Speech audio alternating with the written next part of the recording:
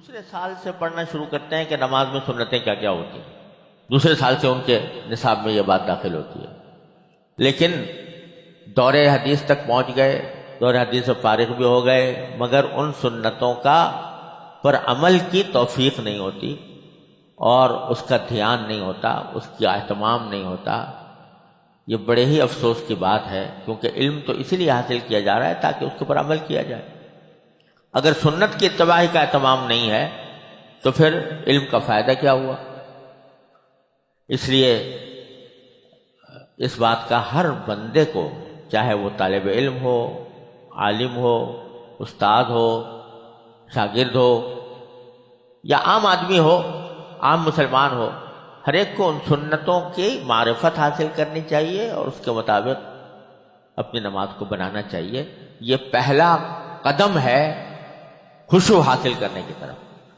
اسی میں یہ بات بھی داخل ہے کہ اعضاء جب نماز میں ہوں تو اعضاء میں حرکت نہ ہو. جتنا آدمی بے حرکت کھڑا ہوگا اتنا ہی خشوع حاصل ہوگا. وَقُومُوا لِلَّهِ قَانِتِينَ، قرآن کریم فرماتا ہے کہ اللہ کے سامنے جب کھڑے ہو تو قانت بن کر کھڑے ہو. قانت کی تشریح فقہاء کرام نے یہی کی ہے کہ حرکت نہ ہو.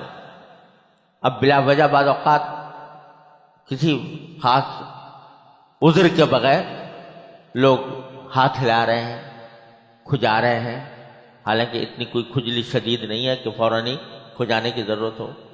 یہ سب لاپرواہی ہے جس کے نتیجے میں آدمی سنت کی برکات سے بھی محروم ہو رہا ہے اور خشوع سے بھی محروم ہو رہا ہے. یا کھڑے کھڑے آدمی ہلنا شروع کر دیتے ہیں یا ہاتھ پاؤں ہلانا شروع کر دیتے ہیں. یہ ساری باتیں جو ہیں یہ سنت کے بھی خلاف اور خشوع کو فوت کرنے والی ہیں، جن کے نتیجے میں آدمی خشوع سے محروم ہو جاتا ہے. تو خشوع کا پہلا قدم، جس کو خضوع بھی کہتے ہیں ضاد سے، وہ یہ ہے کہ اعضاء نماز کے اندر سنت کی حیات پر رہیں اور ان میں حرکت نہ ہو. وہی حرکت ہو جو نماز کی حرکت. نماز کے علاوہ جو دوسری حرکات ہیں ان سے آدمی اپنے آپ کو بچائے. یہ پہلا قدم ہے اور کر کے دیکھ لے آدمی کہ اس کا اہتمام کرنے سے خشوع کتنا حاصل ہوتا ہے اور اس سے لاپرواہی برتنے سے خشوع کس طرح فوت ہوتا ہے. اسی طرح بلکہ علماء کرام نے یہ بھی فرمایا ہے تجربہ کرنے کے بعد کہ یہ خشوع کا آغاز ہوتا ہے در حقیقت وضو سے، کہ جب وضو کر رہا ہے آدمی تو اس وقت بھی کہا گیا ہے کہ دنیا کی باتیں نہ کرو، بلکہ وضو کی طرف متوجہ ہو کر وضو کرو. اعضاء صحیح طریقے سے دھو. اعضاء کو دھوتے وقت اللہ تبارک و تعالی نے جو اجر رکھا ہے اعضاء کے دھونے پر، وضو کے اوپر، اس کا دھیان کرو. مثلا حدیث میں آتا ہے کہ جب بندہ جو کوئی عضو دھوتا ہے وضو کے اندر، تو ہر عضو کے دھونے پر اس عضو کے گناہ جھڑتے ہیں، گناہ دھلتے ہیں. تو بزرگوں نے فرمایا کہ جب آدمی وضو کر رہا ہو تو جو عضو بھی دھو رہا ہو اس کے دھوتے وقت یہ تصور میں لائے کہ نبی کریم صلی اللہ علیہ وسلم نے فرمایا کہ جب آدمی ہاتھ دھوتا ہے تو ہاتھ سے کے گناہ جھڑتے ہیں، جب منہ دھوتا ہے تو منہ کے گناہ جھڑتے ہیں، تو میرے گناہ انشاءاللہ جھڑ رہے ہیں. یہ تصور کرو. اس تصور کے ساتھ جب وضو کیا جائے گا تو اس کے اندر جو نور پیدا ہوگا، اس سے جو کیفیات پیدا ہوں گی، انشاءاللہ وہ آگے نماز کے خشوع کے اندر مددگار ہوگی. اور وضو کے اندر مسنون دعائیں پڑھے آدمی. جو مسنون نبی کریم صلی اللہ علیہ وسلم سے معصور دعا ہے وہ ہے اللہم اغفر لی ذنبی ووسع لی فی داری وبارک لی فی رزقی. تو دعا یہ پڑھتا رہے. اور اشہد ان لا الہ الا اللہ واشہد ان محمدا عبدہ ورسولہ، یہ نبی کریم صلی اللہ علیہ وسلم سے معصور ہیں یہ دعائیں. اور بعض علماء کرام نے کچھ اور دعائیں بھی بتائی ہیں کہ ہاتھ دھوتے وقت یہ پڑھے اور پاؤں دھوتے وقت یہ پڑھے اور چہرہ دھوتے وقت یہ پڑھے. وہ اگرچہ ان مواقع پر مسنون نہیں ہیں لیکن ہیں وہ سب نبی کریم صلی اللہ علیہ وسلم کی مانگی ہوئی دعائیں. ان کو یاد کر لے، ان کو کرے. غرض وضو سے خشوع کا آغاز ہو کہ آدمی سنت کے مطابق وضو کرے اور سنت کے مطابق وضو کی طرف متوجہ ہو۔ حدیث میں نبی کریم صلی اللہ علیہ وسلم نے ارشاد فرمایا کہ پانی میں اسراف سے بچو، یعنی وضو میں پانی زیادہ مت بہاؤ، ضرورت سے زیادہ۔ یہاں تک فرمایا کہ ایاک والصرف وان کنت علی نہر جار، کہ فضول خرچی سے بچو چاہے تم بہتے ہوئے دریا کے کنارے کھڑے ہوئے ہو۔ اگر دریا کے کنارے کھڑے ہو کہ کوئی دریا سے وضو کر رہا ہے تو دریا کے پانی میں تو کوئی کمی نہیں آتی، لیکن عادت ڈلوانی مقصود ہے کہ فضول خرچی کی عادت مت ڈالو۔ یہ نہیں کہ نل جو ہے وہ بہت تیز کھول دیا اور جتنا پانی بہہ رہا ہے پوری طرح بہہ رہا ہے، چاہے ضرورت ہے یا نہیں ہے۔ اسراف سے بچتے ہوئے وضو کرو، نبی کریم صلی اللہ علیہ وسلم کے ارشاد کو مد نظر رکھتے ہوئے، اور ہر عضو کو دھوتے وقت یہ تصور کرو کہ اللہ تبارک و تعالیٰ کی رحمت سے میرے گناہ اس سے جھڑ رہے ہیں۔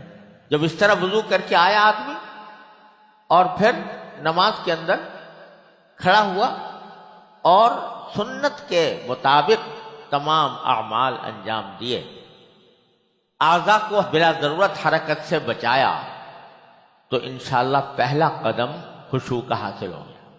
اب دوسرا قدم ہے قلب کا سکون یا قلب کا خشوع، دل کا۔ اس کا مطلب کیا ہے؟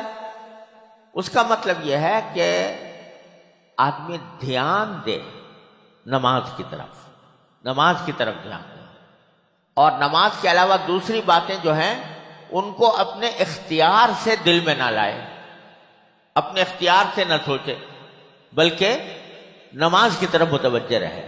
حضرت نے اس ملفوظ میں ارشاد فرمایا کہ یوں تو نماز کے اعمال بہت سے ہیں، قیام بھی ہے، رکوع بھی ہے، سجود بھی ہے، قعدہ بھی ہے، یہ سارے نمازی کے اعمال ہیں، لیکن ایک چیز سب میں قدر مشترک ہے، وہ ہے ذکر۔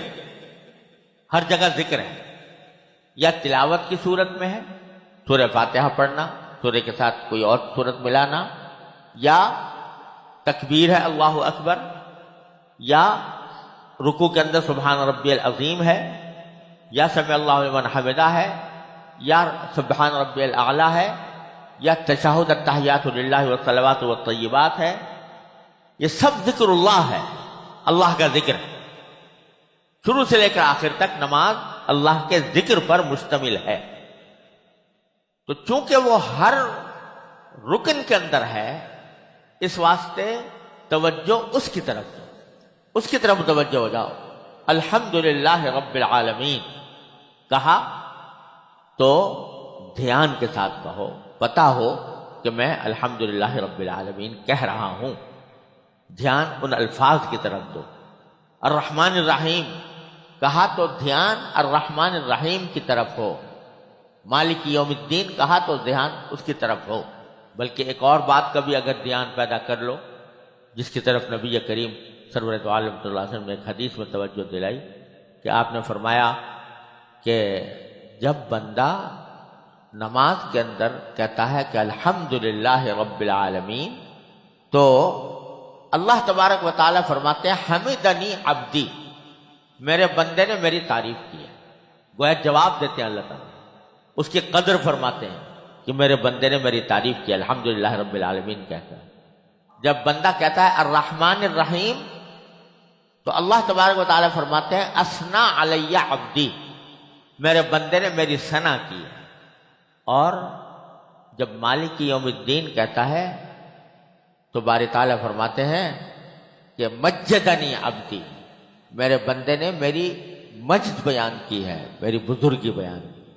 پھر جب بندہ کہتا ہے کہ ایاک نعبد و ایاک نستعین، کہ اللہ ہم تیری ہی عبادت کرتے ہیں اور تجھی سے مدد مانگتے ہیں، تو باری تعالیٰ فرماتے ہیں کہ یہ جملہ میرے اور میرے بندے کے درمیان ہے۔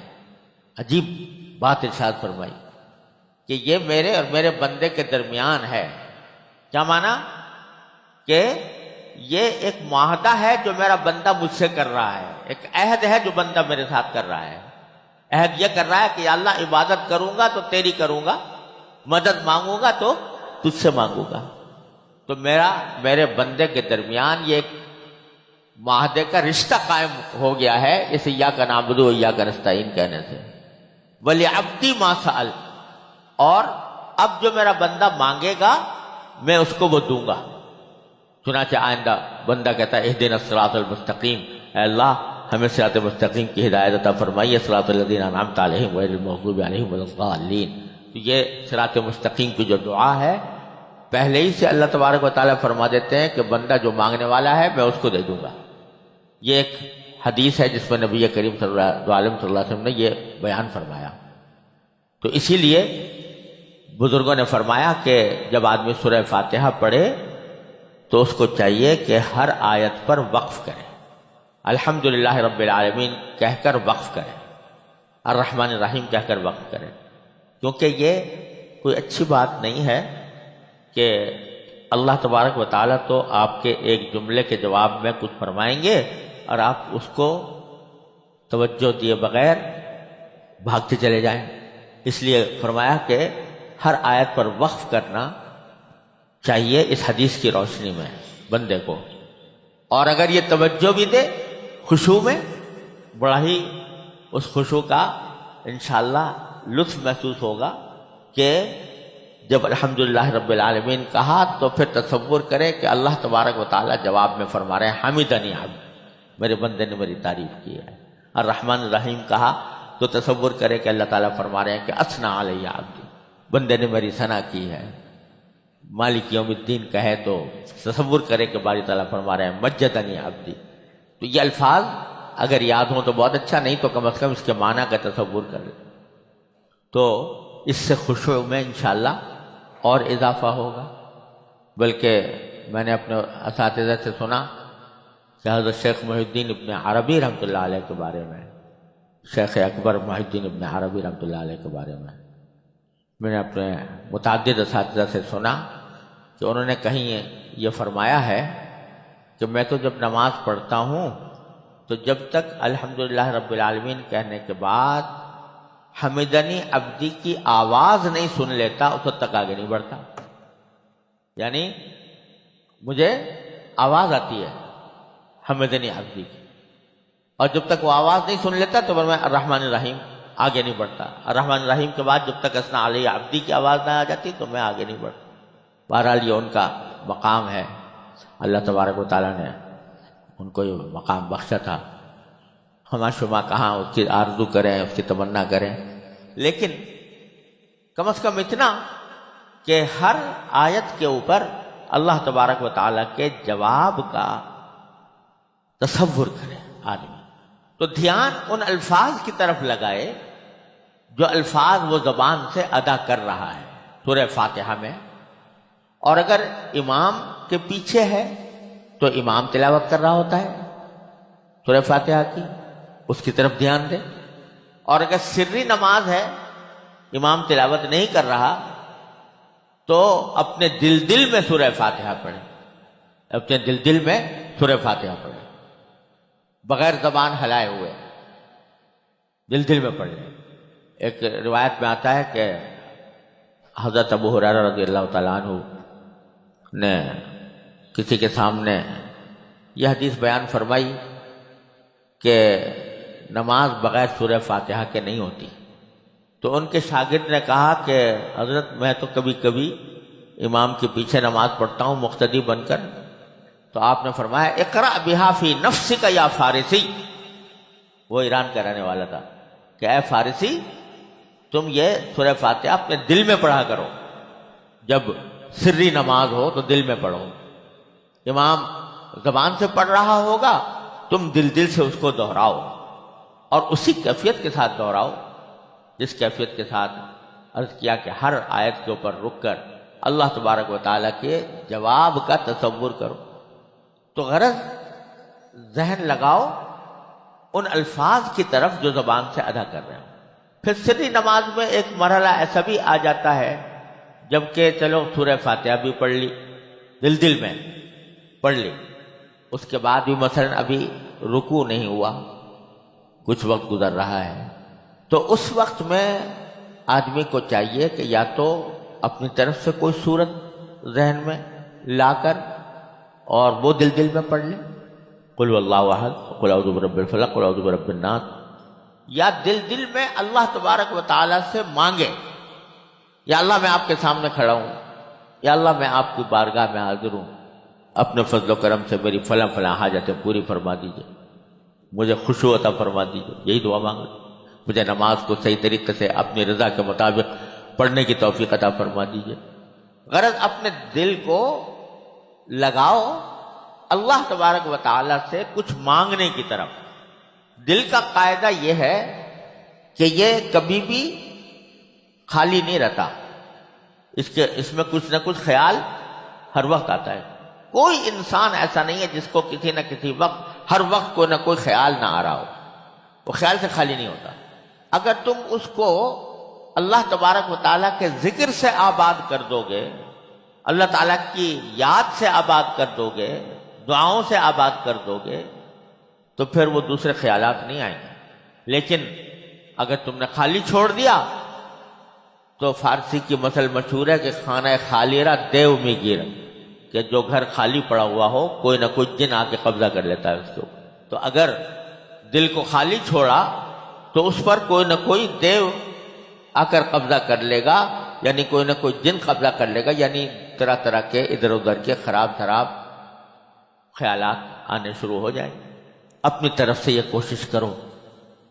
رکوع میں گئے تو سبحان ربی العظیم کہہ رہے ہو تو دھیان دے کر کہو، سبحان ربی العظیم، سبحان ربی العظیم جب کہہ رہے ہو تو دھیان دے کر کہو، میں اپنے پروردگار عظیم کی پاکی بیان کر رہا ہوں، تسبیح کر رہا ہوں۔